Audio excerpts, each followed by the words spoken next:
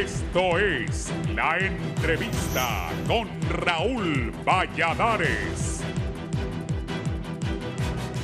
En vilo se mantiene elección de los nuevos 15 magistrados para la Corte Suprema de Justicia tras no lograr acuerdos necesarios entre las bancadas, pese a las diferentes reuniones de los congresistas para negociar y analizar el perfil de los mejores postulantes. El primer intento de elección no tuvo éxito, por lo tanto seguirán los cabildeos y negociaciones entre las fuerzas políticas durante los próximos días.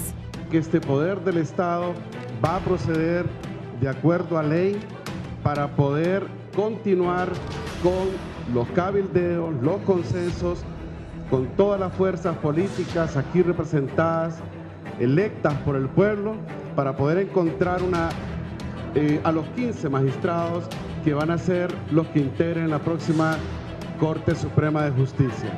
Así que se suspende la sesión. El jefe de la bancada del Partido Libertad y Refundación, Rafael Sarmiento, presentó la moción con los 15 candidatos a magistrados, misma que no fue aprobada por el Pleno. Esta enlistaba a 7 hombres y 8 mujeres. Sean electos como magistrados de la Corte Suprema de Justicia por un tiempo de 7 años, periodo correspondiente al año 2023-2030, a las personas siguientes: abogados y notarios: Rebeca Lisset Raquel Obando, Sonia Marlina Dubón Villeda, Francisca Villela Zavala, Rubenia Esperanza Galeano Barralaga, Roy Pineda Castro, Mario Rolando Díaz Flores, José Ricardo Pineda Medina, Mario Donaldo Acosta Cárcamo, Felipe René Spir Laínez, Warner Vallecillo Paredes, Odali Jaleida Nájera Medina, Milton Danilo Jiménez Puerto, Ani Belinda Ochoa Medrano, Gaudi Alejandra Agustío Martínez y Aida Patricia Martínez Linares. Mientras tanto, congresistas del Partido Nacional indican que este es el resultado de no recurrir al diálogo con las fuerzas políticas. Hicieron una mezcolanza ahí que no le entendimos. Creo que solo 2 nacionalistas y 13 entre libres y liberales. No tomaron en cuenta también los candidatos que fueron y obtuvieron las notas más altas según la nómina enviada por la Junta. Por su parte, el representante de la Misión Internacional de Observación, Juan Jiménez Mayor, luego de suspender la sesión por falta de consensos, solicitó al Poder Legislativo pensar primero en el país y no en apetitos personales o políticos partidarios.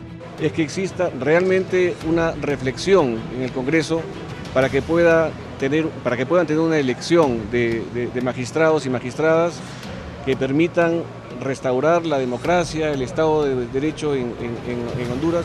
Para 11 Noticias, Pamela Bustillo.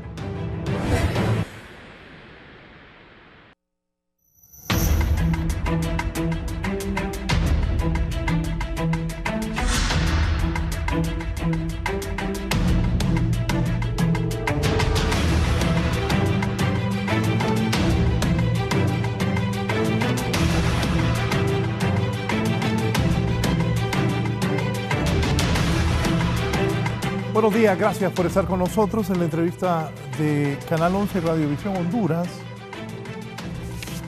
Voy a anotar aquí. Bien, el Partido Nacional tendrá 5 magistrados. La propuesta es 5, 1 para el Partido Salvador de Honduras, 6 para Libre. Eso es lo que se está hablando, y Partido Liberal 3, para un total de 15.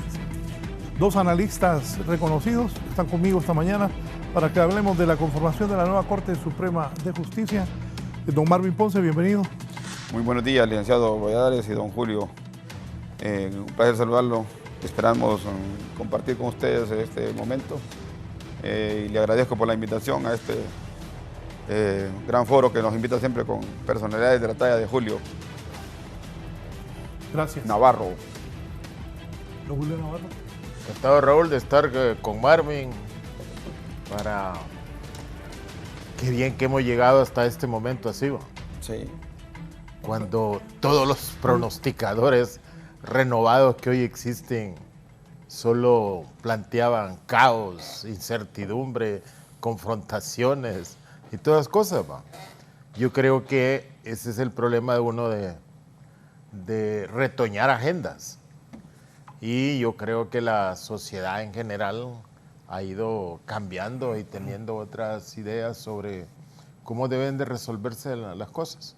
A mí me parece bien que es normal las diferencias que se han dado, pero que estemos hasta aquí, Raúl.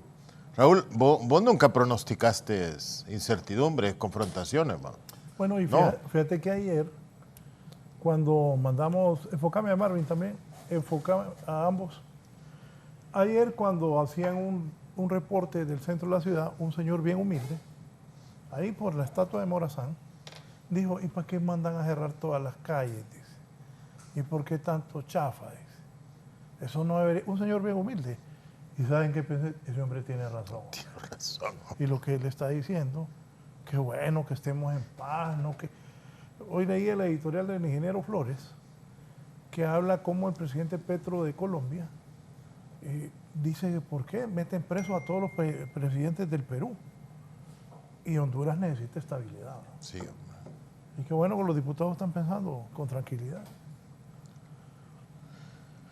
Y mira, Raúl, partiendo, a mí me parece, y no hipócritamente, ni por cortesía, ni nada, del buen trabajo que hizo la Junta Nominadora.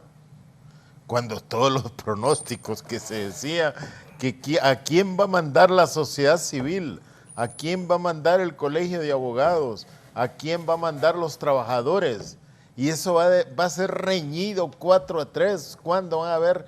Y mira cómo se dio.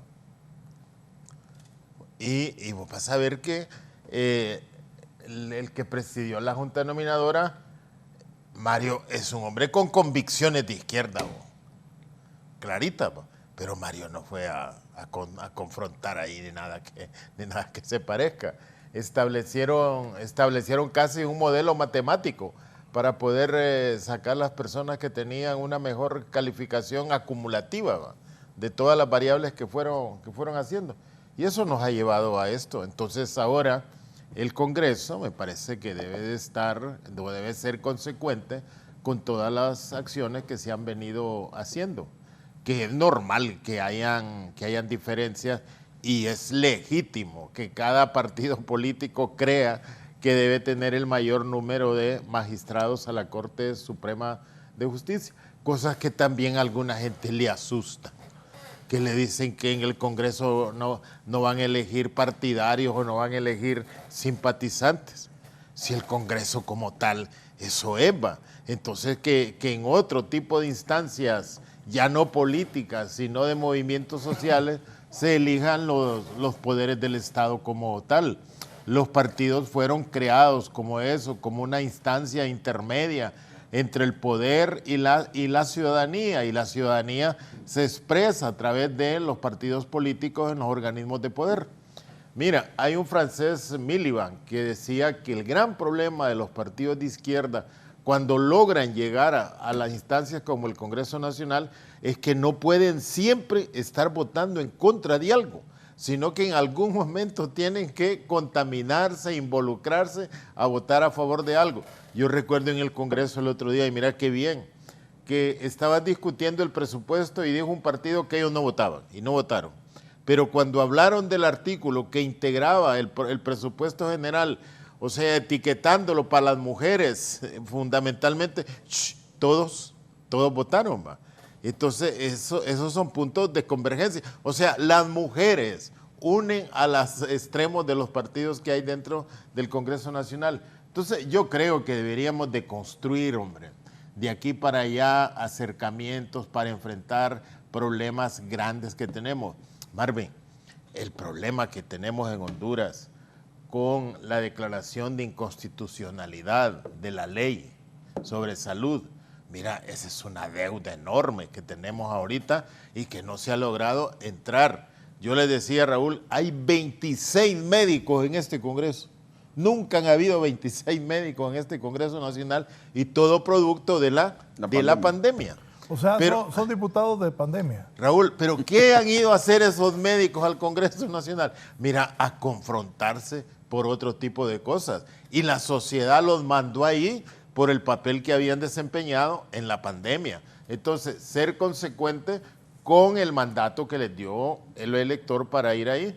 Yo le decía a uno de los médicos que están ahí, miren, ustedes plantéense reivindicaciones sobre la salud que los médicos tienen que ver, pero es difícil que los médicos nos hagan caso, que allá. Le digo, mire, una insurrección de médicos en el Congreso Nacional para aprobar leyes fundamentales que se ocupan. Hay que hacerlo. Entonces yo creo que de aquí para allá debemos de seguir buscando confrontar las fuerzas políticas, sino respetar que cada quien tiene derecho a pensar como le parezca, de acuerdo a la concepción que tenga de la organización del Estado como tal, sino que hay que buscar consensos, hay que buscar acuerdos sobre problemas fundamentales que allí van a estar presentes cuando termine este gobierno y otro partido quiera hacer gobierno. Y qué mejor que le hereden una situación distinta a la que recibió este partido de gobierno como tal. ¿Don Marvin? Buen día, pues mire, me parece a mí que hace 3 meses no habían esperanzas en nada, todo el mundo estaba... Yo creo que ahorita nos mandan un mensaje de esperanza realmente la Junta Nominadora con su proceso. Me imagino que tuvieron grandes debates ahí, pero ahí estaban desde la ultraizquierda, como Tomás Andino, que es Trosco, hasta Olman Valladares y otra gente ahí va. Entonces lograron confluir en una propuesta, en una metodología de selección. Entonces la Junta Nominadora hace el filtro para mandar a los mejores y los políticos seleccionan los que se asemejan a sus intereses, porque hay intereses. El proceso fue bueno de preselección.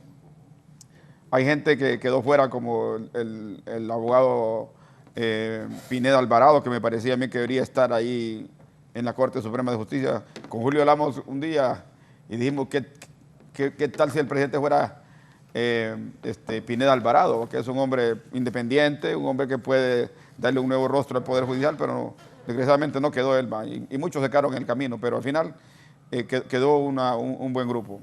Lo otro que me pareció que a mí fue una preciosa sesión del Congreso anoche, no sé si ustedes la vieron. Sí. Una preciosa sesión sin conflicto entre las bancadas, con respeto, que Qué respeto. Qué bueno para Honduras eso. Sí. Muy bueno. Pero el Partido Nacional cometió un error en la mañana, cuando el Congreso es el anfitrión de la comunidad internacional, de los poderes del Estado, y el Partido Nacional se sale de la reunión protocolaria, que no tiene nada que ver con la vinculación política, ¿va? Pero sí participa en la otra reunión y ahí se ve realmente el Congreso integrado, se ve aquel buen Congreso, un buen manejo del presidente del Congreso, don Luis Redondo, manejó muy bien, apertura, tienen más propuestas. ¿Hay alguna otra planilla? No hay, va. Entonces se vio que hubo un buen trabajo previo y realmente se vio el Partido Nacional muy maduro, el Partido Libre muy maduro, sin ataques, sin confrontaciones, una reunión. Y lo más importante que salió de esa reunión de anoche es que se comprometieron todos los partidos a que el voto va a ser público, ¿va?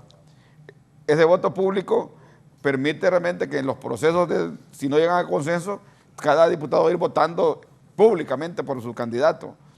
Y evita el tilín que se ha conocido en el presente pasado,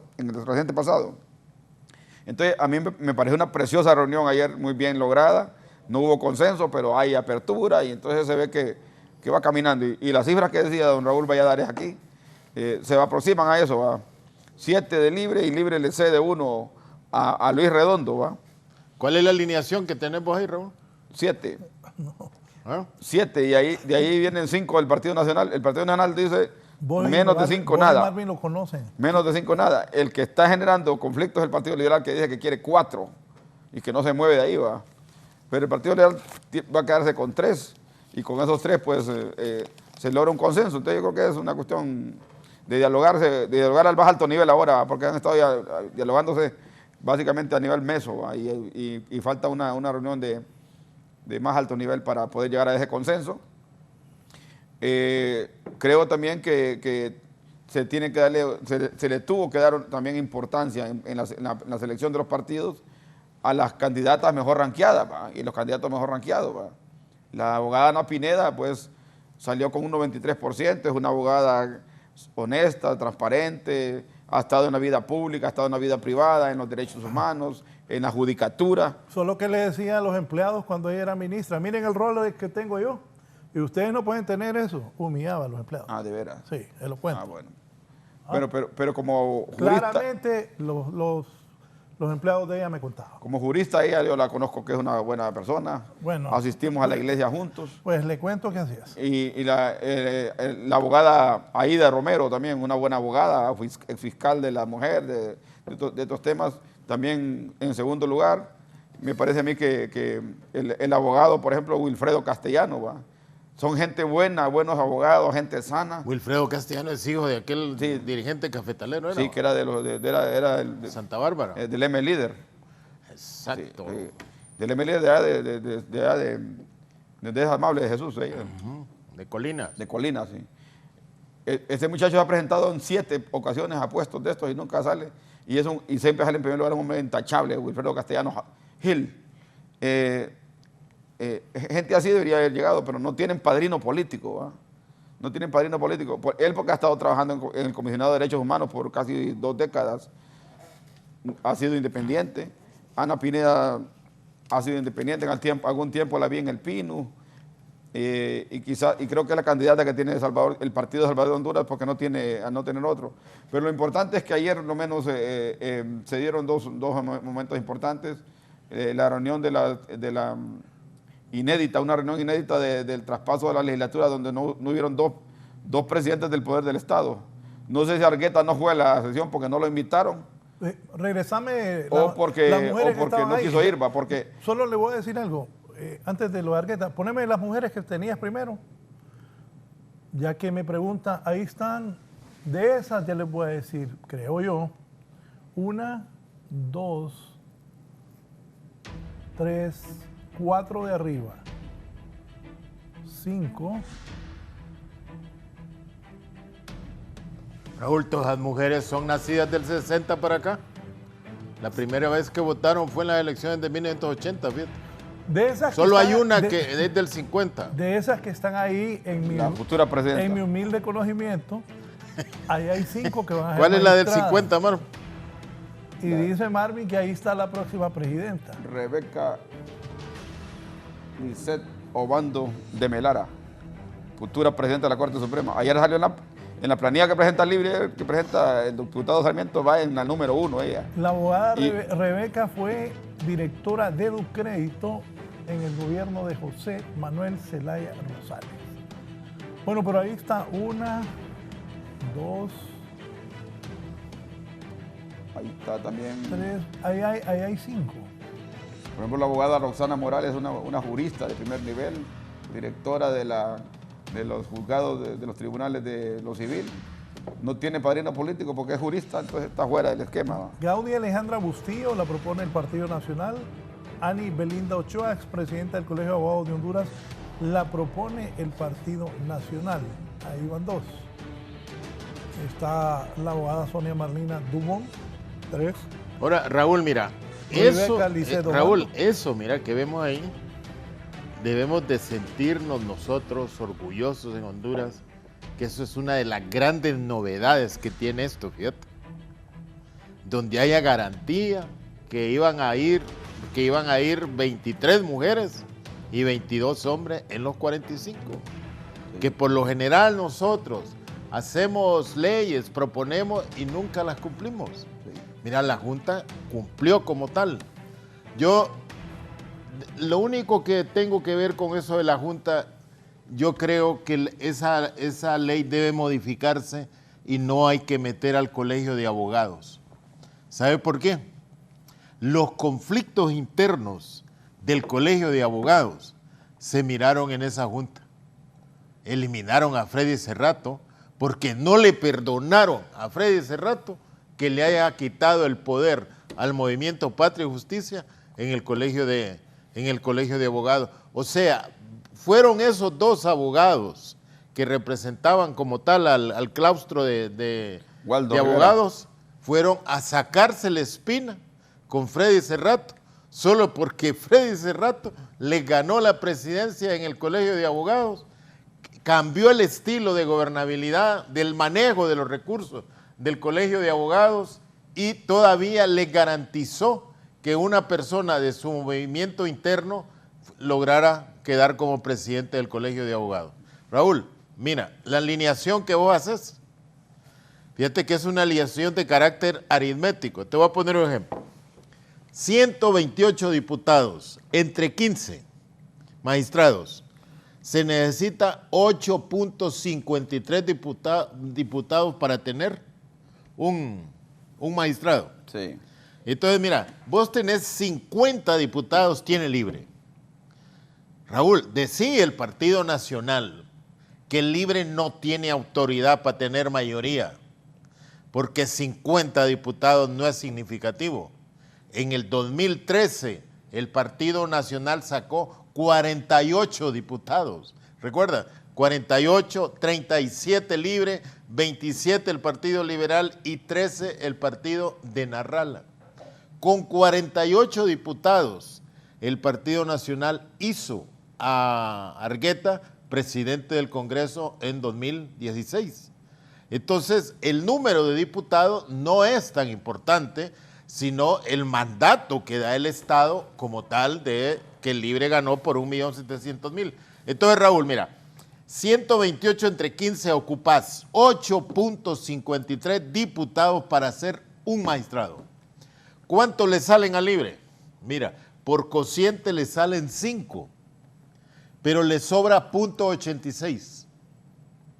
Mira, ¿cuánto le sale al Partido Nacional? Le salen 5, pero le queda un residuo de 0.15. Al libre le queda un residuo de 0.86. Mira a los liberales, Raúl.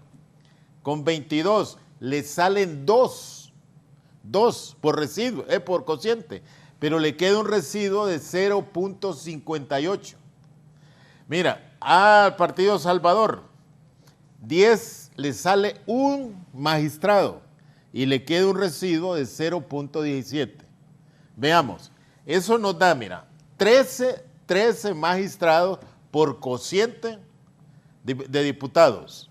Ahora vámonos a los residuos. ¿Quién tiene el mayor residuo? Lo tiene el libre con 0.86. Entonces quiere decir que el libre tiene derecho a un diputado y dan 6, lo que decís vos, Raúl. ¿El Partido Nacional tiene un residuo de 0.15? ¿Le da? No, porque el Partido Liberal tiene un residuo de 0.58. Le da. Entonces le da... Nos está hablando el presidente del Consejo Nacional Electoral. Entonces, mira, le da Raúl. No, pero siempre ha manejado. Raúl le da 3. Ahora le da 3. Entonces, mira, esa relación que vos tenés... maneja los datos. Esa relación que vos tenés es perfecta. Es perfecta. No tan perdido, entonces, mira, eso te da equilibrado. No, pero a Salvador de Honduras le tocaría 1. Entonces a Salvador le toca 1, porque le sobra un residuo de 0.17. Sí. A los liberales, 0.58, tienen derecho a 1. Partido Nacional, 0.15, menos que Salvador. Entonces, Partido Nacional, 5. Partido Liberal, 3. Eso es lo que le dio el voto popular. Y Libre, con la relación que se le dio 6. Sí. Pero ahora el compromiso no es tanto de quien tiene más en la Corte. No, el compromiso es lo que demanda la ciudadanía. Porque si hay poder del Estado que estamos obligados todos a refundar o a reconstruir, hablamos de reconstruir, es la Corte Suprema de Justicia. Raúl, y si uno se va para atrás, Raúl. Pero Mel sabe hacer los números también. Mel. Claro. Mel dice, voy a agarrar 7 y le voy a dar 1 de redondo. ¿Va? Ahí tiene, pero el de redondo va a ser aliado del libre, ¿va? Porque él lo está poniendo. Sí, ya, pero... Y allá con el Partido Liberal está Milton también, que es híbrido. Pero fíjate que ya Mel tiene 8. Tiene 8 de entrada.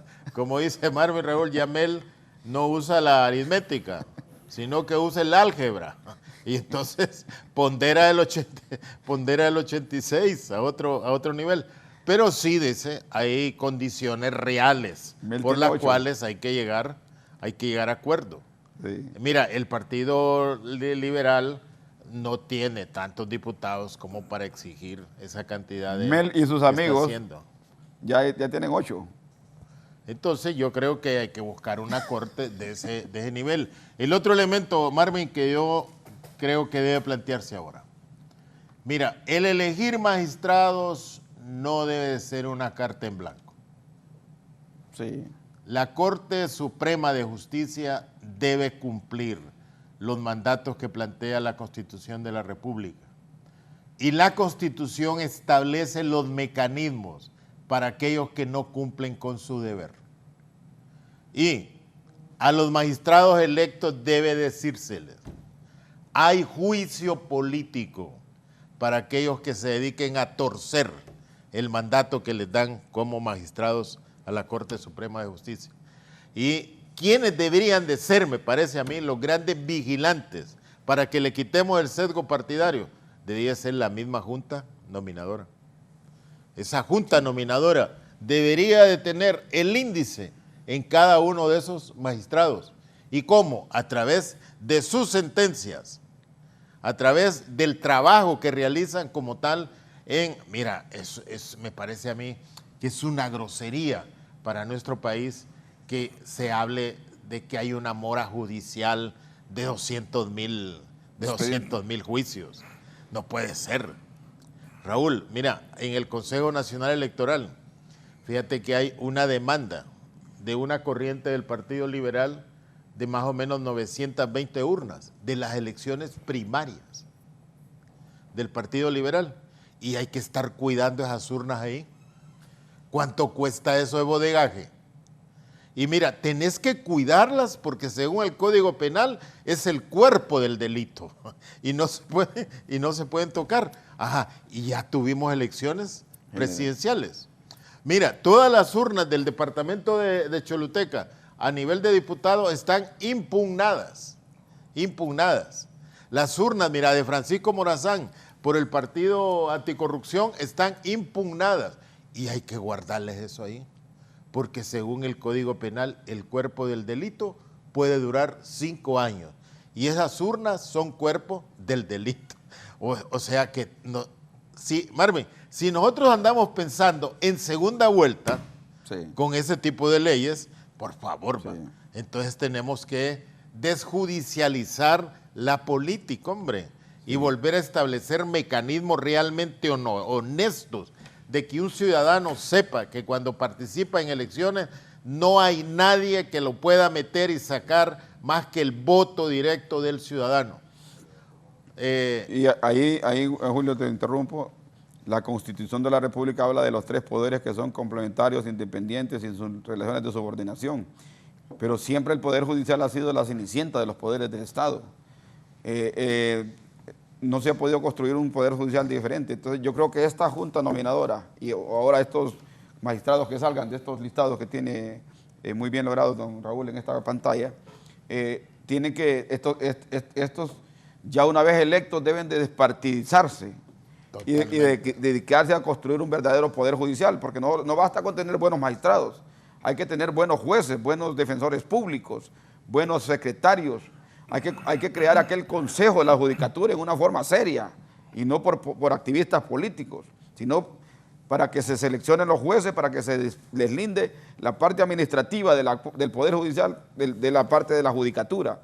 Nosotros creemos realmente que de nada va a servir tener una buena corte si los jueces son cuestionados. Ah, es otro elemento. Porque hay que trabajar para construir un Poder Judicial verdaderamente creíble, porque los pobres donde primeramente llegan a un juez de letras, y ese juez, si el pobre no tiene dinero lo mandan al mamo, y ese juicio es de los que están engavetados ahí de los 200,000, que no tuvo ni defensor público ni nada. Entonces están llenas las cárceles de un montón de gente realmente que no tuvieron un debido proceso. Pero si es un rico, ahí anda poniendo fianzas, ahí anda contratando a 4, un equipo de abogados y todo eso, y ahí salen libres aunque hayan cometido el delito, y algunos ni siquiera llegan al tribunal. Entonces yo creo que esa cuestión debe cambiar en el país, y yo creo que independientemente que los partidos estén seleccionando y anden buscando el apoyo a algunos de los partidos, una vez electos, después de ese tamizaje que pasaron, que le exhibieron su cuestión como 5 exámenes, hasta examen toxicológico, la prueba psicométrica, la exhibición patrimonial, su capacidad pública, si conoce o no conoce de derecho, y si salieron electos en esos 45, esos son los principales abogados del foro hondureño que se sometieron a que los investigaran. aún los que no quedaron. Entonces, los que van a quedar están obligados para construir realmente una verdadera institucionalidad pública a reconstruir el Poder Judicial y equipararlo con los otros poderes fácticos del país, como es el Poder Legislativo y el Poder Ejecutivo, que tiene fuerza, pues que se nota que tienen fuerza, pero el Poder Judicial es débil, pues, es muy presidencialista, depende del presidente y es muy secreto, ¿va? Yo creo que al par de este Poder Judicial, como se va a construir, sería bueno, como tú decías, Julio, crear que un grupo de esa Junta Nominadora se quedara por un par de años como veedores de la acción de ese Poder Judicial y presentarle un informe en un par de años al Congreso de cómo va ese Poder del Estado y tener un grupo de exigibilidad jurídica para que ese Poder Judicial realmente tenga los estándares realmente de que la justicia va a cambiar en Honduras. Porque como ha estado postergado ese Poder del Estado, entonces se ha hecho y se ha deshecho ahí. Entonces usted puede ver que ahorita están saliendo sentencias todavía, ¿va? Y entre más se alargue la elección, los magistrados pueden seguir sacando sentencias. Y no sabemos si son sentencias de carácter procedimental o son realmente de carácter económico o intereses de algunos sectores, ¿va? Entonces yo creo que no basta solamente con tener buenos magistrados en la cúpula. Ese Poder Judicial tiene que construir también buenos jueces, buenas salas de apelaciones, buenos tribunales de sentencia, mejorarle los salarios a los jueces. Un juez le vale 35,000 lempiras a un juez. Entonces, también un juez tiene que darse los estándares, oficinas bonitas, equipo de trabajo, buenos ayudantes, pero ahí le mandan de secretario a un activista político, le ponen de secretario, alguien que no sabe nada. Entonces tiene que ser alguien que venga en la carrera judicial, pues. Esa carrera judicial deben de hacerla el Consejo de la Judicatura y también la revisión de los jueces, los salarios, para que no haya corrupción, para que no haya objeto de corrupción. Lo mismo debe pasar en la Fiscalía, que es el otro operador de justicia que está coadyuvante con el Poder Judicial, porque realmente da tristeza realmente cómo las cárceles están llenas de gente pobre, de gente humilde que no tiene un abogado. Da tristeza realmente que no hay muchos defensores. La defensa pública es como la Cenicienta dentro del Poder Judicial, no tiene unas oficinas pirujas, tienen ahí en los tribunales. Ya es necesario realmente que el Poder Judicial tiene suficiente presupuesto como para poder construir una verdadera carrera judicial, porque lo más preocupante que ha habido hasta ahorita es realmente no solamente elegir estos magistrados, ¿va? Alguien tiene que elegirlos y por alguna vía tienen que salir. El problema es que solo se queda en la cúpula, ¿va? Pero para abajo nada. Usted va a la Fiscalía y habla con los fiscales, realmente están desestimulados, porque de repente aparece el fiscal con pocas herramientas para poder documentar a un corrupto y aparece el gran abogado experto en corrupción y hasta controlando al juez y termina reventándolo, pues, y entonces pierden y entonces se va perdiendo la moral de la justicia porque no están incentivados. Entonces quería tomarle su palabra, seguir su exposición, Julio, para plantearle, don Raúl, de que realmente el Poder Judicial debe ser mejor y esta Junta, esta nueva Corte Suprema de Justicia está obligada a reposicionar el Poder Judicial en el nivel que le corresponde al Estado hondureño. Marvin, una cosa que planteabas, esta Junta Nominadora hizo lo que en momento debió haber hecho el Consejo de la Judicatura. Sí. El Consejo de la Judicatura, Raúl, fue creado para eso, para que el magistrado administrara justicia, pero no andara viendo a quién ponía de receptor, de juez, sí, o de archivero. Y mira en qué terminó la Junta, el Consejo de la Judicatura, terminaron en la cárcel. Por eso, sí. Entonces, este modelo de selección de los magistrados debería también ser parecido a lo que debía ser el Consejo de la Judicatura.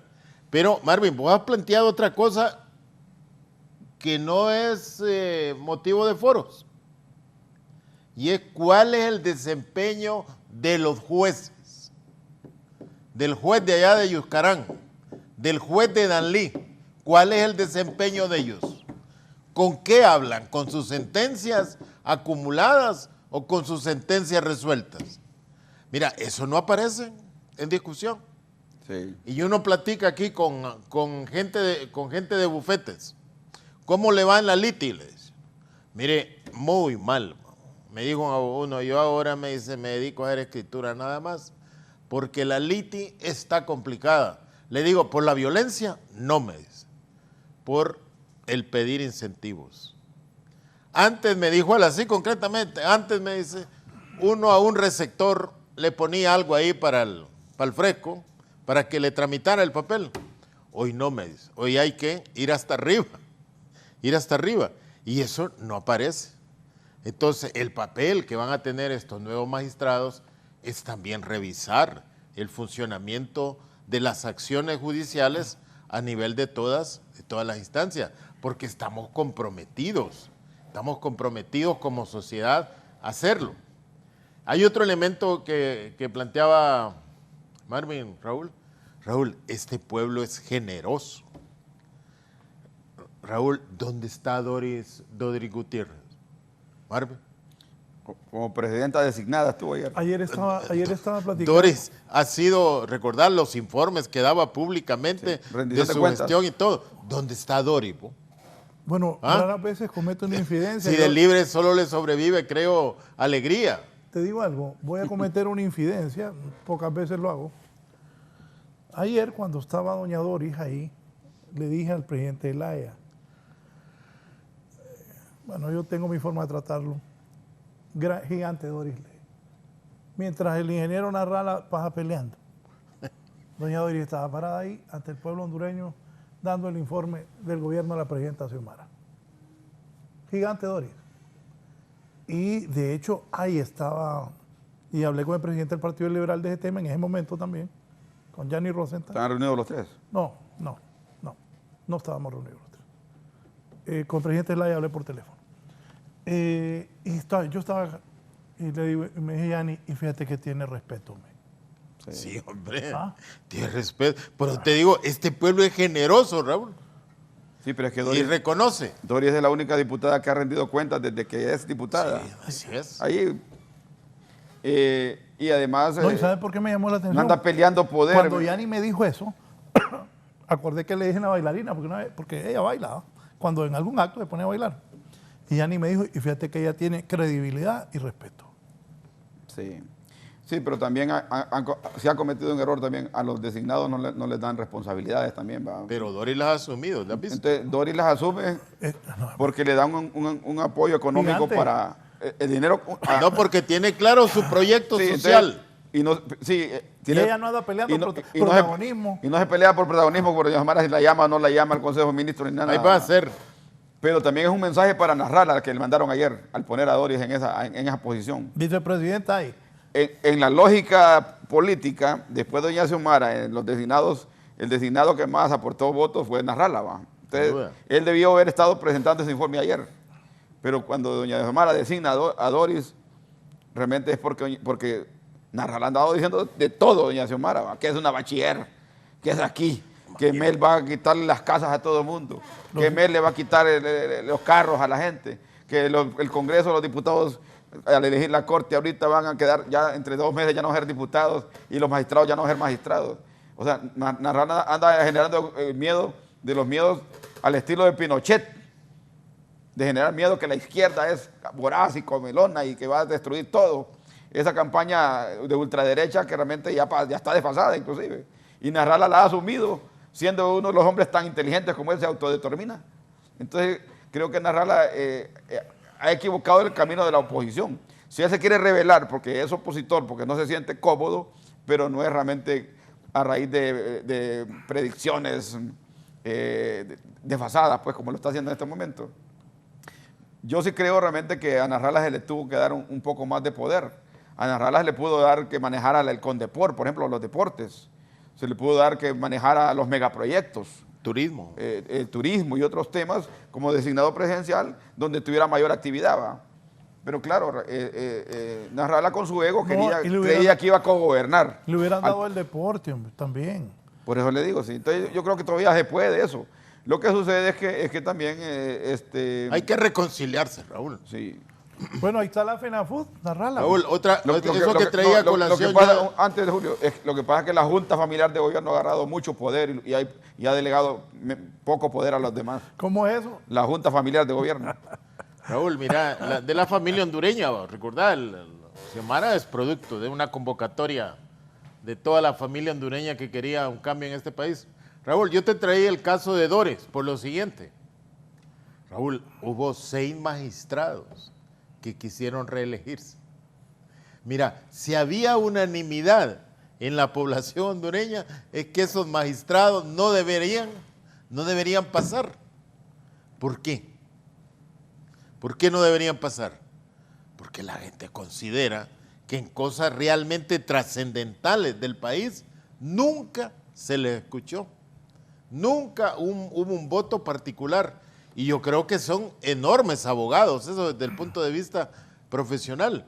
Pero nunca dijeron nada sobre cosas como las sedes, como la reelección, como todos los problemas grandes que el país necesitaba. Pero que un magistrado se pronunciara. Es que llegaron sin consenso. Acuérdate que el Libre no votó por ellos. Ahí se acuerda que salía Edras Amado López ahí que se dio vuelta, como 6 votos se votaron para poder hacer la mayoría calificada, porque el Libre se rebeló contra eso. Entonces no llegaron por consenso. Entonces ellos llegaron como muy comprometidos con el statu quo. Entonces al final una corte que pasó sin pena ni gloria, pues. Con lo de ayer parece que bueno, y como decía don Julio al inicio, qué bueno para el país la actitud de todos los diputados ayer. Parece y creo que no va a pasar lo de la corte pasada. Sí, ojalá que haya consenso hoy. Raúl, hay una frase que yo realmente me asusté de quién la haya dicho, porque si hay hombre prudente para hablar, es ese diputado. Pareciera que anda anotadas las frases que no debe decir. ¿Quién? Pero mira la frase que dijo ayer Mario Segura, vos. Oye, yo escuché a Mario, dije yo, Mario, ¿de dónde sos? ¿De qué departamento sos? Ya no sos del Paraíso. Dijo Mario, mire, presidente, le dice, yo me siento satisfecho de no ver carros de valores aquí en el parqueo del Congreso Nacional. Ya eso es un avance, presidente, le dice. Y le agradezco porque con eso usted está valorizando el papel que debemos de tener los diputados como tal. Y les digo, sintámonos orgullosos nosotros, todo de eso, que no hay un carro de valores en el parqueo del Congreso Nacional. Mira, esa frase venida de Mario, que es un hombre tranquilo. Mario no le sale una frase para ofender a nadie ni descalificar a nadie. Pero mira, qué reflexión. Por eso es que yo creo que debe haber un parteaguas. Hasta aquí, tales cosas, ma. De aquí para allá, no, hombre, apostemos por el país. Y los que tienen miedo, apostemos que hay elecciones dentro de 3 años. Que todo el que haga un buen trabajo puede aspirar a ganar, que todo aquel partido que presente las mejores propuestas al país, pero que también se comprometa a este momento. Yo no entiendo cómo un diputado puede decir, no nos necesitan a nosotros, dice, para elegir Corte Suprema de Justicia. Marvin, te eligen diputado y allá vas a decir vos que no te necesitan. Claro que sí. No puedes decir eso. Sin nosotros pueden elegir lo que quieran, dice. Y el pueblo votó por esos diputados para que asumieran un papel dentro de la Cámara Legislativa. Pero ya te digo, mira, todas esas cosas que han pasado debemos dejárselas a la historia y de aquí para allá comenzar a construir otro mecanismo de cómo entendernos políticamente y cómo adquirir compromisos con los grandes problemas del país. En esta legislatura, difícil para Redondo, Raúl, difícil para Redondo. ¿Por qué, Raúl?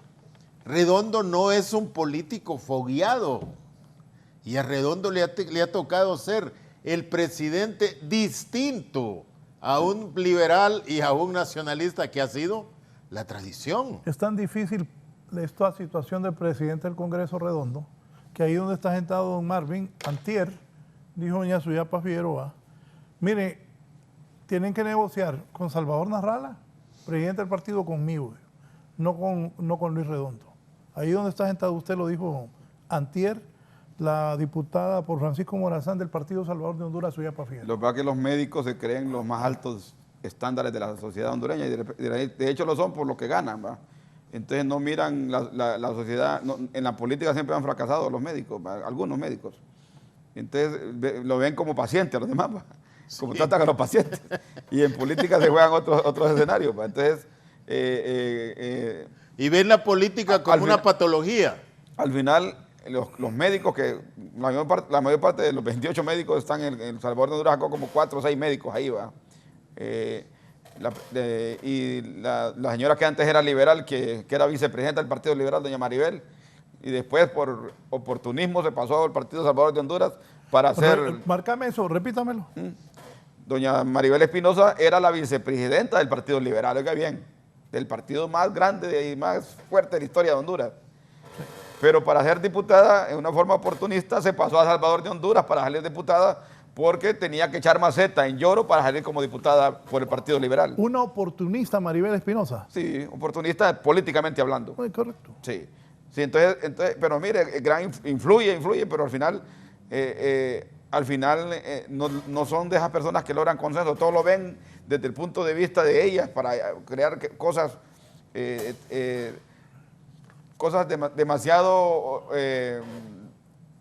demasiado utópicas, pues, como para convertirlas en realidad. Fíjate que Zambrano le dice precedente ilegal, le dice a Redondo a cada rato. Y Redondo tiene la palabra el diputado Tomás Zambrano. Tomás Zambrano, y le menciona el apellido. El apellido, así, con respeto, va. Con enorme respeto. No ha habido presidente del Congreso así. Sí, entonces, que no se deje provocar. ¿Sabe qué me decía Micheletti? Tiene la palabra el comunista de Marvin Ponce. Y no decía, vos comunista, me decía Micheletti del estrado. Tiene la palabra el comunista Marvin Ponce. Sí, hasta entre 3 horas te voy a la palabra, me decía Micheletti a mí.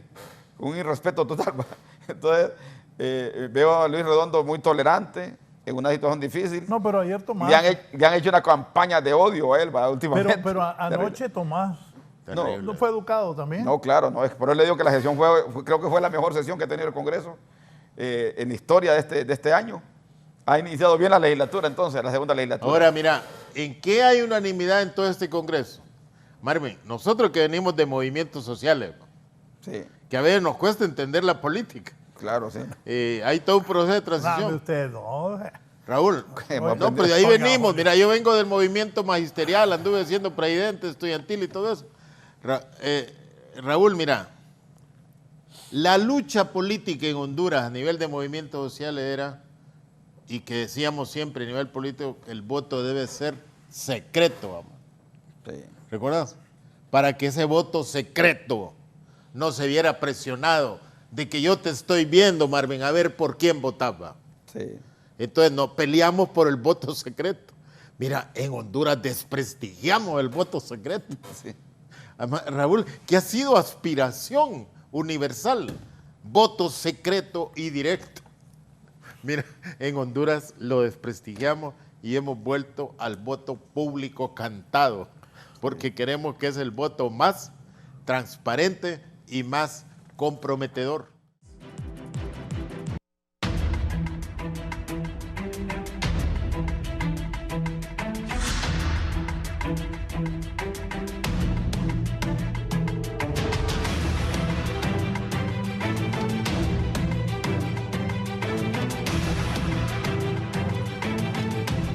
Ahí le voy a contar las historias en privado, Marvin. Bien, podría ser, ayer los diputados, en una memorable sesión, porque como dije Marvin y don Julio, que qué bueno que sesionaron así los diputados del Congreso, pero puede ser que la otra semana se presente una sola planilla y estén en consenso los partidos. Sí. Y la votación sería pública de todos los diputados si están de acuerdo. Que eso, Raúl, Es lo ideal para Honduras. Raúl, eso antes del 2009 no era novedad. Eso era lo que decía. Es correcto. Sí. Yo lo que considero también es que también yo creo que la clase política en este momento, cuando se mide la clase política, parece que tiene un 19% de popularidad, entre 19 y 25%, que la sociedad todavía le da cierto respeto, pero la mayor parte de esta gente está decepcionada. Y eso ha sido siempre así, ¿va? Porque los políticos, todo el mundo critica a los políticos, pero todo el mundo ocupa a los políticos también, ¿va? A los políticos los ocupan. O quieren ser políticos. Sí, o quieren ser políticos. Muchos critican a los diputados porque no pueden ser diputados. No se atreven a meterse en un partido, a jugar el pecho e ir a pedir el voto. Los miembros de la sociedad civil, muchos de ellos dicen, el pueblo quiere. No es cierto eso. Sí. Yo nunca, ¿me has oído alguna vez decir yo, el pueblo piensa tal cosa? No, porque yo no tengo la... Muchos de esos nominados... Bueno, Raúl nunca se ha tirado de diputado. No. Con tan conocido que ese hombre... No, que Raúl quiere ser presidente. Yo lo vi como candidato presidencial. Es que Raúl ya para diputado ya pasó la historia. Ya no. No, ya pasó eso. Pero lo cierto está en que la clase política tiene este momento histórico para reivindicarse. Yo creo que pueden debatir fuertemente ahí, como siempre lo hacen, ¿va? Pero aquellos gritos de Sergio Castellano, de Bartolo Fuentes, aquellos pleitos, de aquellos golpes, de aquellos gritos, eso es normal en los congresos, pero deberían de evitarlos, pues. Sí, porque eso es un mal espectáculo, ¿va? Por la valoración, va. Eso de uno personal. Eso de la salida de la bancada del Partido Nacional de un acto protocolario, eso es una ridiculez, pues, en términos de políticos, ¿va? Más bien un mal paso político, porque le está dando un mensaje malo a la comunidad internacional que visita el Congreso, invitado por el soberano, ¿va? Entonces yo creo que así como están iniciando esta legislatura con esta sensatez, pueden realmente llegar a consensos mínimos de 3 temas. Mejoremos la educación entre todos los diputados. Esa educación que todo el mundo cuestiona porque mejoremos la salud, ¿cómo podemos tener los hospitales más o menos suplidos? Hagamos un consenso mínimo de todos los partidos. Y la seguridad del Estado, o las inversiones, o otros temas, que se puede llegar a consensos. Es una educación que... Entonces, yo creo que también es el momento que estos 2 años los partidos políticos deben de exhibirle su mejor cara para que cuando vayan a elecciones realmente tengan por qué pedir el voto, por lo menos, ¿va? Entonces, y la otra ventaja que hay una nueva clase de diputados en el Congreso, hay muchos jóvenes diputados. Hay un Congreso renovado, entonces deben dar el ejemplo de que van a mejorar las cosas, que no éramos los viejos los malos diputados, sino que son ellos los buenos. Marvin, en el Partido Nacional solo hay 3 diputados de antes del 2009. Sí. Por eso es que el duelo en el Partido Nacional ha sido prolongado. Porque sí, mira, la mayoría de todos los diputados, la gran mayoría, nunca habían perdido una elección. Ganaron 2009, ganaron 2013, ganaron 2017. No sabían lo que era perder. Entonces, mira, el duelo, el sentimiento, la emoción de perder, no la conocía. Mientras tanto, vos vas a ver Toño Rivera, sí, ya sabía lo que era perder. Sí. Tiene otra actitud como tal. Y entonces, un político debe también tener en su mochila el acta de derrota y saber que esa acta de derrota puede convertirse en victoria a través de una buena participación en el Congreso Nacional. ¿Cómo te vas a oponer a que se apruebe una ley sobre la seguridad social? ¿Cómo te vas a oponer a que se apruebe una ley sobre derogar el Código Penal que garantiza casos de impunidad? No. Entonces, en esas acciones que me parece a mí que la oposición debe saber, que hay que tomar decisiones y que debe incidir para que las leyes tengan otro sentido. Yo sigo creyendo, mira, debe haber un parteaguas. Decía, sí, dejemos de insultarnos ya, hombre. Sí. Pongamos argumentos sobre posiciones. Yo te decía, es muy legítimo que ideológicamente vos tengas posiciones en una Corte Suprema de Justicia. Hay gente conservadora y hay que respetarla. Claro. Pero hay otros que creen que pueden manejarse y también hay que respetarlo. Y sobre eso hay que debatir. Uno, Raúl, ve en el Congreso de Estados Unidos. El Congreso de Estados Unidos se pelea eso, posiciones sí, de concepción de la sociedad, de la familia, del pensamiento, de la naturaleza y del mundo. Eso es legítimo. Pero no, yo voy a la Corte para defender posiciones de grupos económicos en particular. Nosotros sí necesitamos eso. Y eso, el otro día le escuché a Hugo Noé muy claro sobre esas cosas. ¿En qué se diferencia Libre de los otros partidos sobre puntos nodales de que deben de discutirse? Esas deben ser discusiones dentro del Congreso Nacional. Pregunta en la Corte, ¿cuándo un banco ha perdido un caso? Entonces, Y no es porque no tenga buen defensor el otro. Claro. Realmente es porque... Melvin, hace poco una empresa... Por lo menos, mire, yo en este nuevo equipo de selección que hizo la Junta Nominadora, yo no veo que los bancos pudieron meter la mano tanto como en otros tiempos. O que los exportadores, los maquiladores, los grupos económicos cada día más tienen que irse también replanteando su esquema y su función pública en la sociedad. Porque también hay crisis de liderazgo en los sectores empresariales. Si el COEC lo manejan los empleados, no lo manejan los empresarios ahora. Como decía Kautsky, sí. Entonces, la burguesía impera, pero no gobierna. Hay una debilidad fuerte en los liderazgos, no solamente en lo político. Repita eso, Marvin, Marvin. Que el COEC lo manejan los empleados, son los que hablan. Y Mateo Yebrín casi nos viene aquí, ¿va? Y a las casadas habla, pero quien pasa dando las conferencias de prensa como COEC son los empleados. Porque no tienen liderazgos. Antes era Lardizábal el que aparecía. Sí, hombre, antes era el poder. Gilbert, ¿recordar? Sí, claro. Cuando era Fito Facusera. Camilo Rivera Girón. Camilo Rivera Girón, hasta Juliet Handel. Fito Facusé. Pero ya ahora son los empleados que manejan el COEP.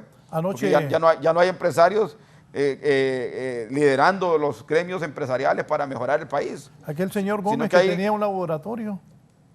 Gómez Andino. Ajá, ¿te acordás? Jorge Gómez Andino, sí. Hombre. Juan Ferrera. Mirá, vos recordás el viejo empresario Camilo Rivera Girón. Sí. Donde, mira, la empresa privada. Mario Velote. El COE como tal, era un veedor del gobierno. Sí. Después el COE se involucró en el gobierno. Y entonces al dejar de ser veedor, te pasan cosas, Raúl. Un juicio que le ganaron a la ENE de 700 millones. Raúl, en mi pueblo hay un cipote que se robó una mujer y lo llevaron a los juzgados. Antes te llevaban a los juzgados y en aquellos juzgados de conveniencia. Pero ¿Te vas a casar con ella? Pero la mujer quería que se la robara. Sí, espérate, ¿te vas a casar con ella? Sí, decía, me voy a casar. Vaya pues, y se fueron. Pues mira, ese juicio está en los tribunales y esa pareja ya tiene 3 hijos. Mira cómo puede ser. Pero esa es parte de los 200,000 expedientes. Y la muchacha quería que se la robara. Claro, hombre. Ya te digo, 3 hijos tienen y el juicio todavía está en la corte. Entonces, yo hablaba ayer con uno que va a ser magistrado a la corte. Le digo, hay que cambiar eso. Hay que buscar, mira, las mesas de conciliación en los pueblos. Mira, Raúl, muchos de los conflictos de muerte que hay en los pueblos hoy en día tienen que ver, mira, con los mensajes. Sí. Y entonces hay que detectar todo eso, hay que ser preventivo y hay que llamar a la gente a reconciliarse como tal. Porque si es necesario, estamos viviendo otro momento y en esos momentos hay que cambiar las actitudes. No, inclusive el modernismo y toda esta cuestión de la tecnología y la nueva recomposición del mundo ha hecho generar cambios. Antes lo fuerte eran los movimientos sociales. ¿Dónde está el movimiento popular el día de hoy, Julio? Los sindicatos, los campesinos, los obreros, aquellos grandes dirigentes que habían antes. Bueno, ahora ya no hay ni referentes porque los últimos dirigentes de los sindicatos fueron preñados por el escándalo del Seguro Social y están ahuevados, pues. El movimiento campesino se desmanteló con la contrarreforma agraria que hizo Callejas. Entonces, de ahí venimos realmente que ya no hay el cooperativismo cooptado por los políticos y debilitado, ¿va? Fortalecido el sector cooperativo de ahorro y crédito. Ahora son casi bancos las cooperativas de ahorro y crédito. Bancos. Y los demás son cooperativas pirujas. Y entonces en la cooperativa te apareció como el movimiento solidario. Como concepto solidario. Entonces, el banco. Y entonces ya no hay... y de ahí no sustituyeron el movimiento popular por la sociedad civil. Y ahora está en crisis la sociedad civil, ya nadie cree en lo poco que hay de sociedad civil. Entonces, la sociedad tiene que buscar nuevas formas de expresión. La universidad, por ejemplo, debería ser un tanque de pensamiento del Estado. Todavía lo puede seguir siendo, pero las universidades, no solamente la pública, pero no contribuye en nada, pues. Todo el mundo se ha alejado a trincherarse, a las privadas a hacer negocios, pues, de la educación. Claro. La autónoma, con sus crisis, un tiempo de existenciales, todavía no tiene rector la universidad. ni se sabe cuándo va a ser el rector. Ese señor está interino como por 4 años ya, y no se sabe quién lo va a cambiar. Ahí tiene que haber una mano del Estado también, aún con la autonomía universitaria, buscar un esquema realmente para que haya rector, para que se organice la universidad y pueda dirigir bien la universidad. Entonces, no solamente está deteriorado el Estado de Derecho que nosotros conocemos tradicional, como es el gobierno central y los poderes públicos, sino también los otros esquemas que coadyuvan a que la sociedad crezca. Me refiero a los empresarios, a los sectores obreros, a las universidades, y no porque no hagan espacios, y ahora con la tecnología también se puede hacer mucho. Marvin, me decía un amigo, mira, aquí los políticos, cómo se pelean sobre la reelección. Miren la autónoma, allá no es problema de reelección, la categoría política que te hace mantenerte en el poder se llama interinato. Entonces, amparado interinato. Y como estoy interino, no me interesa que hayan elecciones, no me interesa nada. Mantengo mi interinato como tal, ¿va? Y eso tampoco debe ser, ¿va? Las instituciones deben de tener sus mecanismos de relevo o mantenimiento como tal, ¿va? Que no hay democracia en la universidad, no hay alternabilidad. No hay democracia. Entonces de ahí te surgen posiciones a veces extremas de intolerancia que se dan porque los mecanismos de participación y la garantía de elección van desapareciendo. A mí me gustaría volver a ver, como dice Marvin, esa plataforma de votación del Congreso que hubo anoche. Sí. Qué bien va. Acuerdos sobre salud. Esto. Vámonos de acuerdo todos, hombre. Vamos de acuerdo, hombre. Y creamos una comisión multipartidaria para que trabaje el tema de la salud. Claro. Acuerdos, Marvin, hoy ya no solo, no sé si una ley agraria, necesitamos una ley de tierras. Marvin, aquel famoso alcalde de... Una ley de uso de la tierra. De uso de la tierra, porque los problemas urbanos, la plusvalía de la tierra a nivel urbano, hace que la gente ya no pueda tener vivienda. Desaparecieron las tierras ejidales, las tierras municipales, totalmente. ¿Y eso qué? Ha encarecido la vivienda como tal. Entonces necesitamos también una reforma de ese tipo. Marvin, en Bogotá, cuando llegó aquel rector de la Universidad Nacional de Bogotá, alcalde, ¿sabes qué hizo? Le puso un impuesto pesado a todos los solares baldíos en las zonas residenciales, R1, R2 y R3. ¿Quién? Antana Mocus. Antana Mocus, que fue rector, sí. Mira, que era rector y llegó a una asamblea. Sí, son muy popular en Bogotá. Mira, llegó a una asamblea de estudiantes y los estudiantes lo silbaron y se montó en la mesa. Y sacó las nalgas. Y se peló las nalgas. Y casi llega a ser presidente. Sí. Casi llega a ser sí, son muy populares y logró Entonces, mira, transformó Bogotá. Sí. Con eso. Sí. Entonces, mira, ¿qué hizo con eso? Le dijo así, mira, van a subir el impuesto.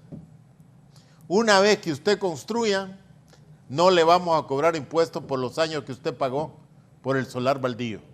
Mira, eso promovió la construcción. Aquí dice un empresario. Eso generó empleo. Un empresario se refiere a Marvin y a Julio.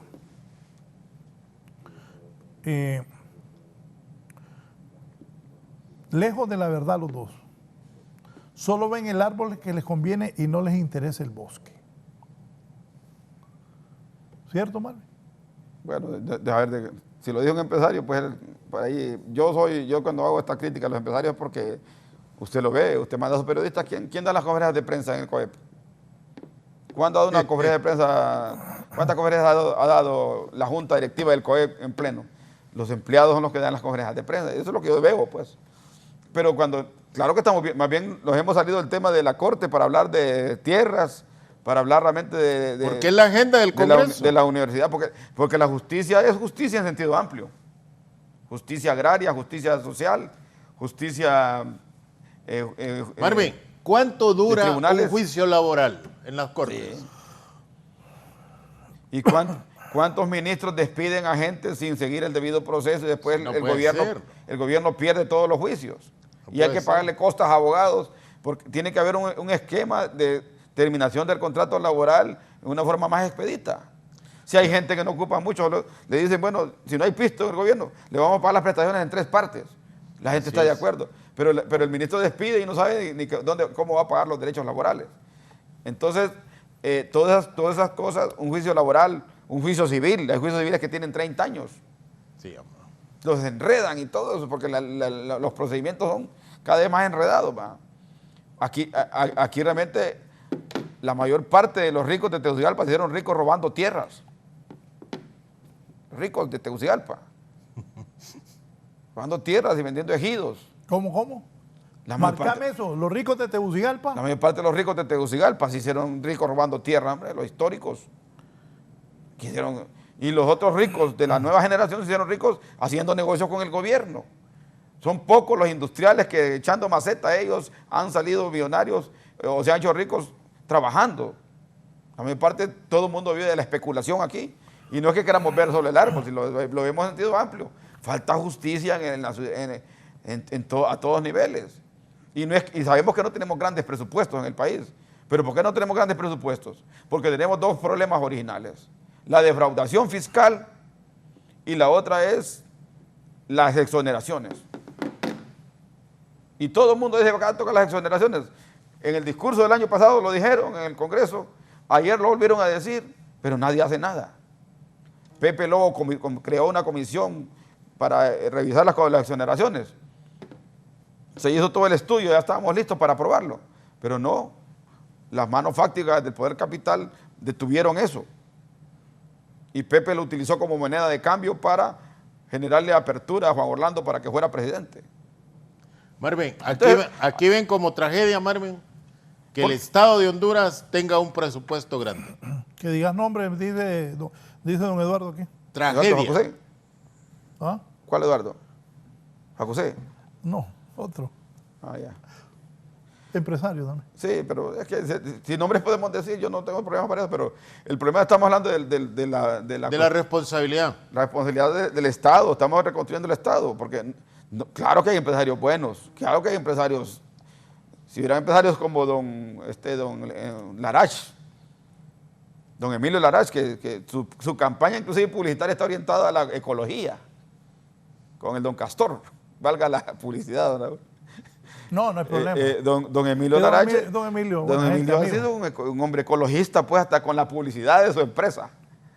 Y cuando lo llamaban en el pasado a comisiones de alto nivel, ahí estaba. Y daba ideas sin mucho alaraca, sin mucha prensa. Entonces, hay buenos empresarios, Juan Bendex, empresario que ha aportado mucho. Empresario exitoso. Exitoso, sí. Y don Juan también, sí. Don Juan Ferrera en su momento dio soporte. Esos Camilo de Rivera Girón eran los que se enfrentaban las crisis políticas antes con los gobiernos militares. Pero ahora todo el mundo llega al COE para hacer negocios con el gobierno de turno. Y en función de eso lo tienen. Entonces, prácticamente lo que... Marvin, y todo esto que estamos diciendo es que debe ser los problemas de la agenda del Congreso. El Congreso, sí. Y para todo esto buscar diálogo como tal, pues. Sí, porque con los grupos que puedan los cuatro partidos afectados. los 4 partidos, el Congreso en su conjunto, dice, tenemos esta agenda de país, 4 puntos en los cuales vamos de acuerdo, en los demás vamos a diferir, pero en estos 4 vamos a hacer un consenso. Yo le aseguro que los empresarios colaborarían con eso, las universidades colaborarían con eso. Entonces podríamos tener realmente una política de salud de largo plazo, inclusive, porque está aprobada por todos los 4 partidos políticos, apuntando a lo que debería ser un plan nacional de desarrollo. Pero lo que sucede es que realmente aquí todo el mundo piensa en el cortoplacismo y que el presupuesto es muy grande. Qué bien que tengamos un presupuesto grande. Lo bueno sería tener los ingresos para poder cubrir ese presupuesto. Si tenemos una deuda social terrible en este país, con los campesinos, con los indígenas, con los garífunas, con los pobladores de los barrios que no tienen agua, con la gente que no tiene alcantarillado, que no tiene saneamiento básico. Tenemos una deuda social, hombre, con la gente que está vendiendo en los mercados. Con la niñez. Con el sector informal de la economía. Esa gente que es la que mueve. ¿Por qué pueden haber crisis políticas y el país medio sobrevive todavía? Porque esos señores que andan vendiendo verduras en un carro parlante no se paran todos los días. Porque esa señora que anda con un canasto de tortillas no se para. Porque esa gente que vende chinería ahí está. Porque los mercados siguen funcionando. porque las empresas siguen funcionando, porque la pequeña empresa sigue funcionando, el comedor, el mall, y todo sigue funcionando. A pesar de pueden haber pandemias, pueden haber crisis políticas, la producción no se para. Por eso es que este país sobrevive, porque la economía va más avanzada, porque tiene que hacerlo así, que la política. Entonces la política tiene que alcanzar a la economía para poder crecer juntos. Voy a tomar esa palabra suya en la política. Voy a hacer una pausa. Está trascendiendo esto. Primero Diario El Comercio. Ponémelo por favor ahí. Lo que te he enviado ahí. Trasciende que Perú retira a embajador de Honduras en Honduras por inaceptable injerencia de su presidente. Xiomara Castro exigió la liberación de Pedro Castillo, de quien dijo que el presidente legítimo de Perú, quien dijo es el presidente legítimo de Perú durante la sesión de la CELAC. Es cierto, nuestra presidenta pidió la inmediata liberación de Pedro Castillo. Temprano hablaba yo de la posición del presidente Petro de Colombia diciendo que por qué están metiendo presos a los presidentes del Perú. Y nuestra presidenta Xiomara Castro pidió la liberación inmediata en la cumbre de la CELAC cuando le tocó participar del presidente Pedro Castillo, el hombre del sombrero del ala ancha. Bájalo para leer. Eso que usted decía lo leí en el editorial de Carlos Flores, sí, en el periódico La Tribuna el día de hoy. Eso dije. Sesudo comentario. ¿Va? Sí, y ha estado comentando sobre esto del Perú. También habló ahí de cómo Ullanta Humala y la mujer tienen prisión y el dinero que les acusan que recibieron de Odebrecht. Dice, el Poder Ejecutivo retiró de manera definitiva al embajador de Perú en Honduras, Jorge Alejandro Raffo Carvajal, y limitó las relaciones bilaterales con este país a nivel de encargados de negocios de manera indefinida, en rechazo a las declaraciones de la presidenta de dicho país, Xiomara Castro, desconociendo el gobierno de Dina Boluarte. Bien, y aquí está lo de la Cancillería. El gobierno ha retirado definitivamente, agranda eso, al embajador de Perú en Honduras en respuesta a la inaceptable injerencia en asuntos internos de la presidenta Xiomara Castro en su intervención en la CELAC, desconociendo el gobierno constitucional de la presidenta Dina Boluarte. Bueno, le dieron golpe a un hombre que llegó por el voto directo del pueblo. La Cancillería, como consecuencia de la posición adoptada por Honduras, las relaciones bilaterales con dicho país se mantendrán de manera indefinida a nivel de encargado de negocio.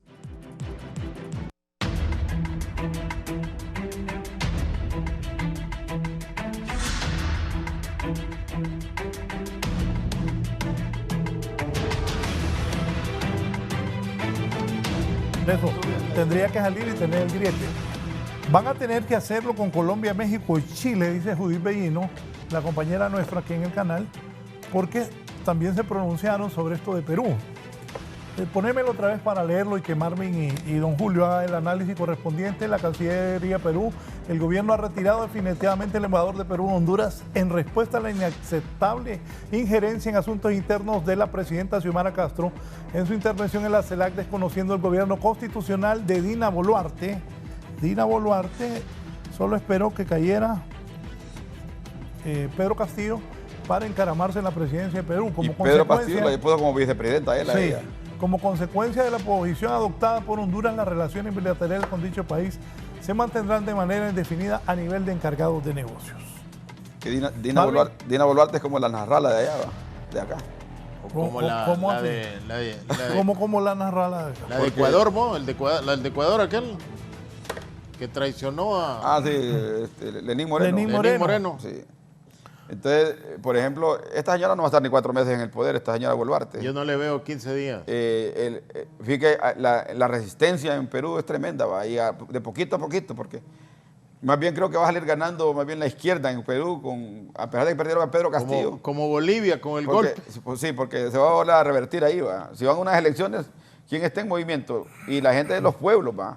Y no tanto porque al final la inestabilidad en el Perú se ha debido realmente a que los partidos políticos perdieron esa efervescencia y esa fuerza, ¿va? Entonces, yo creo que doña Xiomara hizo bien en su discurso. Pues yo creo que una mujer que vivió tan fuerte el golpe de Estado en Honduras y hoy presidenta y de un partido afín, de un campesino que logró concitar al pueblo de Perú, ¿cómo es posible que un presidente lo pone el pueblo en elecciones libres y un grupo de diputados en elecciones secundarias le da golpe de Estado? Pues eso no es posible, pues.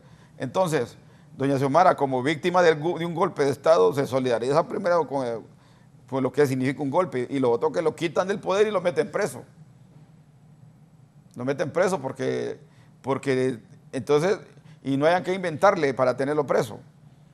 Si México lo recibía, hombre, ya lo tiran en México.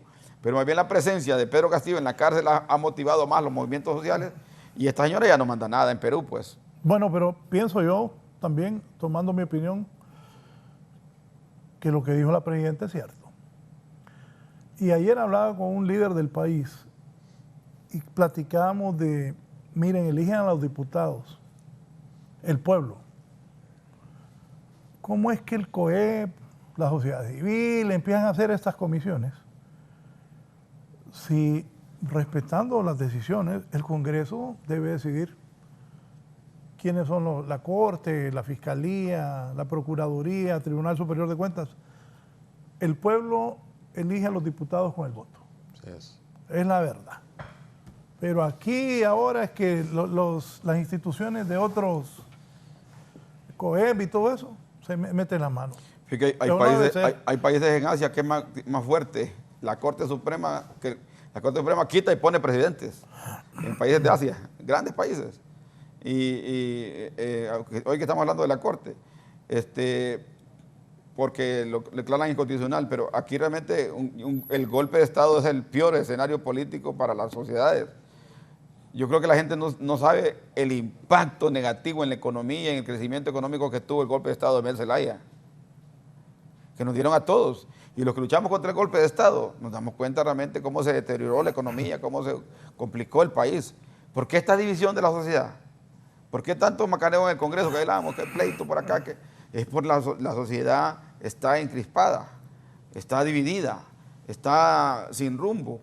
Entonces, yo creo que también tenemos que hacer un esfuerzo todos para que el país vuelva a la normalidad. Yo creo que cuando me refiero realmente a los empresarios, yo quiero decir que contribuyen mucho. Yo no soy antiempresario. Lo que sí creo realmente que los liderazgos se han debilitado y que esos liderazgos realmente están construyendo, se han quedado muy atrás, los grandes líderes del sector empresarial se han quedado atrás haciendo mucho dinero ellos, sin ver realmente el país en su dimensión, ¿va? Aquí todo el mundo dice, en una crisis, ya a los empresarios no les interesa si hay golpe o no hay golpe, porque ellos tienen arreglado su vida.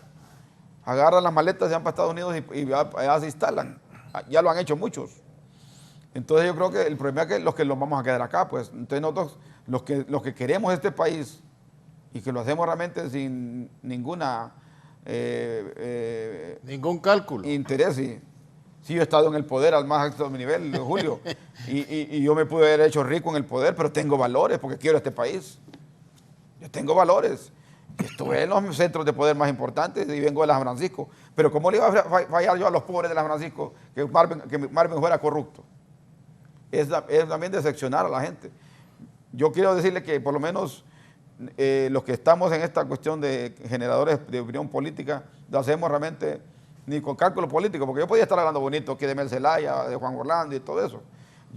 Pero también tenemos que ver el país en su conjunto. Tenemos que mejorar este país. Yo me esperancé, la reunión de anoche me dio un respiro de que las cosas se pueden hacer bien si hay un buen diálogo ahí entre bancadas después de la elección de la Corte.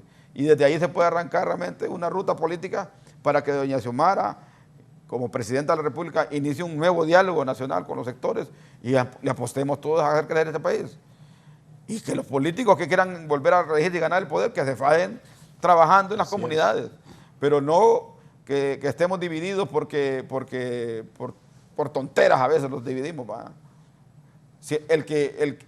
Queremos la Maxi, queremos la CICI, queremos lo que venga para que venga a seguir enjuiciando a los corruptos, porque sí los hay y hay que meter preso a un montón de gente, pero que lo hagan los aparatajes de justicia. Mientras eso ocurre, vayamos construyendo consensos. Yo decía, es un Congreso nuevo, un buen presidente tenemos en el Congreso. Yo no soy ni amigo de Luis Redondo. Pero lo veo bien, lo veo que el hecho de que no sea de los partidos. ¿Ha platicado con el señor Redondo? Nunca he platicado. Antes platicaba cuando no era presidente, pero ahora no he platicado. ¿Va? Sí tenemos comunicación a veces electrónica, ¿va? Pero algunas cosas pequeñas. Pero sí creo realmente que él es una persona, el indicado en este momento en el Congreso de Redondo. Lo atacan porque dicen que es ilegal, pero ya eso de la ilegalidad, ya que se olvide, que anda pensando que el Congreso es ilegal. Los hechos políticos no son desmontables. Marvin, dijo el abogado León Gómez. Dijo, ¿y usted qué cree? Que es buen abogado, por cierto. ¿Usted cree que es legal o ilegal? Dijo él, en la jurisprudencia, para que una cosa sea ilegal, debe de pronunciarse alguna institución acreditada para eso. Y hasta el momento ninguna ha existido. A la Corte entonces dijo así, mira, más o menos. Entonces no hay discusión sobre eso. Pero Raúl, yo todavía encuentro gente que yo me merece mucho respeto, como Marlon Lara, repitiendo eso. Y repite, y repite. Sí. Marlon, mira, que ha sido un buen alcalde, que debía de ver esa manifestación de buen alcalde en el Congreso Nacional, no se ha desviado como tal. Pero yo la otra cosa que quería plantear, Raúl, mira, la posición brillante, diríamos, patriótica de la Presidenta de la República sobre lo de Perú no es solo resultado de que ella fue una víctima de esa situación, sino de las convicciones realmente democráticas que tiene Xiomara Castro de Zelaya, bueno, en asumir las convicciones que al interior tiene libre de no tolerar cualquier atropello que se pueda hacer contra la población en general. Y la gente hoy debe entender que hay valores democráticos universales hoy en día y que hay que respetarlos como tal. Que si la democracia en algún momento entra en un proceso de estancamiento y que se derivan acciones como la que están pasando en Perú, no se deben de tolerar como tal. Bueno, el presidente Pedro Castillo, a que refirió ella, el presidente de Perú, y es el presidente porque el pueblo va a votar por él, lo tienen preso e incomunicado. Y aún así el pueblo en el Perú está en protesta y van varios muertos. Y yo también comparto que lo que dijo la presidenta Xiomara Castro es... Bueno, yo le comenté a mí me gustó el discurso de ella. Si por retirar al embajador vamos a dejar de comer ceviche. A mí me pasó algo bien extraño. En Lima casi nunca llueve. Casi nunca. Y una vez, precisamente, fue uno de los... Fuiste vos y llovió, Raúl. Fíjate que... Se imagina, un Texigua fue a provocar un huracán a Perú. Oye, bien, mira, ya se va a poner... En ese viaje iba el expresidente Zelaya como presidente, la primera dama de ese entonces, doña Xiomara Castro, hoy nuestra presidenta, iba Milton Jiménez Puerto, canciller de la República y su servidor. Y es cierto, llovió ese día ahí en Perú. Entonces, creo que la posición de ella fue digna y como dice Marvin, como dice Julio, ella vivió en carne propia. Hay una foto de Irene y doña Xiomara que están debajo de un toldo cuando el golpe, y de ahí cuando ya la presidenta está asumiendo, Irene ya grande, ella vivió ese golpe de Estado y se debe imaginar lo que está viviendo Pedro Castillo. Claro, sí, claro. Porque Pedro Castillo le ganó bien a la hija de Fujimori. Y aceptó la Fujimori, que había perdido. Cuando fuimos con Raúl y Mela a Cuba, en una gran delegación. ¿Te acuerdas? Sí. Es el único vuelo que ha hecho del aeropuerto de Cuba, Martí, a Palmerola. Un vuelo histórico. Sí. De la base militar cubana a la base militar de Estados Unidos. Sí, estuvimos con Raúl Castro. Allá anduvimos y Raúl y Milton se perdieron un rato ahí. Andaban en una tal bodeguita, dijeron. Pero Quique Flores también. Fueron a la bodeguita de en medio. Bueno, una tal bodeguita. ¿No va a ir ¿no has ido ahí? A la bodeguita de en medio. ¿Y usted no ha ido? Sí, claro. Bueno. Además, si gastas cantidad, te dejan poner el nombre ahí. Tengo una buena foto con Quique y Milton. Ha ido el Floridita también. Hay quienes claro que sí, ahí en la Vieja Habana. ¿Qué va a pasar en la Corte la próxima semana? Yo creo que lo que va a pasar es la elección. Y afortunadamente sin confrontaciones. En el Congreso, perdón. Afortunadamente, Raúl, sin confrontaciones, sin contratiempos, de nada.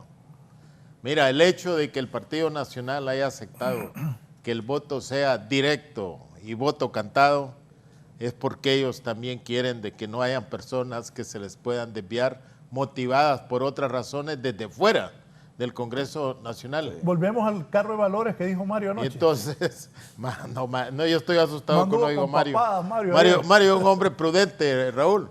Y mira lo que dijo. Te estaba hablando con mira, él. eso es para la historia. Sí. Para la historia. Pero ¿sabe por qué lo dijo? ¿Sí? Porque antes él y otros del grupo de él, para votar por el ALBA y Petrocaribe, pedían dinero. Y llegaban carros de valores. Por eso le dijo. Ahora ya no llegan. Entonces, ya, como dice, ahora ya no vamos a agarrar de esos carros de valores, porque también él lo dijo por contexto histórico. ¿Va? Entonces, y qué Raúl, bien que ya no hagan carros de valores, qué bien que los diputados lo hagan público para evitar que hagan tránsfugas, y qué bien que ya no haya tilín, ¿va? Entonces hemos rebasado uno de los peores capítulos de la historia, que es comprar a un diputado para que dé un voto para un magistrado. ¿Va? Y yo creo que ese es el paso más importante que se está dando claro, hoy. y entonces, Cuando todo el mundo miraba que iba a ser un gran desorden, más bien parece que están organizando las cosas, ¿va? Creo y yo. eso también, mira, lo que pasó anoche debe ser una lección que deben aprender aquellos que siguen apostando a la incertidumbre, a la sospecha, a la intriga, ¿va? Y que ojalá que esa pizarra que vimos anoche se pueda reproducir, Raúl, en aquellas cosas fundamentales que el país necesita acuerdo. Yo estoy optimista y yo creo Pero el partido de gobierno yo creo que la mire, alineación que vos has dado, Raúl, va a ser la que al final... Pero también el partido... Me va a acordar de mis días en el portón azul del estadio este julio. Miren, ahí está la foto. Muy bien, Edith, te felicito. Ahí me gusta el director, nuestro director de cámaras. Muy bien. Una buena producción la de mis compañeros. Los felicito que están en clases. Esto no lo dije, no lo planificamos. Yo lo dije aquí espontáneamente. Y mis compañeros, como buenos profesionales que son, ponen esta foto histórica de cuando la presidenta hoy estaba en el suelo con su nieta, con Irene, hija de Zoe y Juan Carlos. Y como dicen los jóvenes, 3 doritos después. Sí. Está... Y por eso, hablando de lo de Ollanta Humala, de Pedro Castillo, bueno, de Pedro Castillo, ella se refirió a Pedro Castillo, que exigía la restitución inmediata del presidente electo por el pueblo peruano, y esto está ocasionando que esta señora Dina Boluarte, que Pedro Castillo la puso de vicepresidenta, ahora ostente ilegalmente la presidencia del Perú, pues esté al frente y esté retirando al embajador de Perú aquí en Tegucigalpa por lo expresado por la presidenta Xiomara Castro en esa cumbre de la CELAC, pidiendo la restitución inmediata de Pedro Castillo como presidente del Perú. ¿Nos vamos, Julio, entonces? ¿La otra semana? No, yo creo en la alineación que vos has dado, Raúl. Sí, bueno, es que está bien sencillo, yo no sé por qué se pierden tanto, ¿verdad? Raúl ya dijo... El Partido Nacional dice que no, si le dan 5 se conforma el Partido Nacional. Sí. Partido Libre dijo que tenía 7 y le iban a dar 1 redondo. Si el problema es el Partido Liberal, que quiere 4 y solo le tocan 3 de acuerdo a las estadísticas. Entonces está bien. Solo le tocan 2 y 1 por cociente, como decía Julio. Sí, sí. Está cheque la cosa. Ahí el perdedor sería el Partido Salvador de Honduras por no haber sabido jugar las reglas del juego político en este momento histórico. Y entonces, redondo a ver a quién va a poner, va. Claro, porque creo que es redondo y ojalá que con todo el respeto que se merecen, que la bancada de PSH la eligieron no para marginarse las decisiones en el Congreso, sino para intervenir como tal. Raúl, debemos tener fe y esperanza que vamos a tener una Corte Suprema de Justicia comprometida con la reconstrucción del Poder Judicial. Gracias a don Julio Navarro. Don Marley. Sí, gracias a don Raúl por invitarme y un placer estar nuevamente con Julio. Cuando estoy con Julio me siento cómodo. Yo. Por eso los invité a los dos para que... me siento cómodo porque coincidimos en muchas cosas y además aprendo mucho de él. Quiero decirles que hemos dado un paso importante, creo yo. Ojalá que sigamos por esa ruta y que los partidos ya se pongan de acuerdo con esos números. Esto es bien sencillo. Yo creo que ya no hay mucho que debatir ahí, pues. 5 el Partido Nacional, que de ahí no se mueve. No quiero que el Partido Libre tenga más de 7, dijo el Partido Nacional, está de acuerdo. Ahí el problema es el Partido Liberal, entonces Yanni o Carlos Flores tienen que sacrificar uno para que se consense esto y termine ya. Porque lo que puede ser sacrificado son los candidatos, porque pueden borrar uno y poner otro por las influencias que hay en esto cada día, ¿va? Bien. O sea, ya no va a ser el número y no los nombres. Los nombres van a ser que pueden cambiar. Que estén bien, ojalá los diputados actúen como lo hicieron anoche y haya paz en Honduras y una nueva corte.